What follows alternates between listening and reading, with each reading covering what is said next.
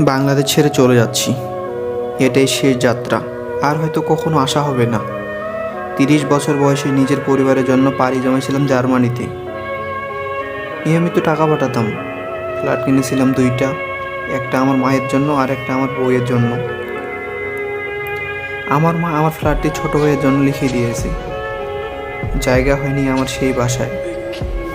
আমার বউ আমাকে তালাক দিয়ে অন্য একজনকে বিয়ে করেছে, সেই বাসাও আমার জায়গা হয়নি। আমার আপন বলতে আর কেউ নেই। আমি বলতেছি এই মানুষটির কথা। আপনি জানেন, আমি যখন ভিডিওটি তৈরি করতেছিলাম আমার ভেতরটা ভেঙে যাচ্ছিল, চোখের কোণা থেকে অঝরে পানি পড়তেছিল। আসলে নিজ মানুষের ব্যবহার এতটা খারাপ হতে পারে। হয়তো ভাইটার বিচার করার জন্য আজ কেউ নেই, কিন্তু বিচার করার জন্য একজন ঠিকই আছেন, মহান আল্লাহ তাআলা।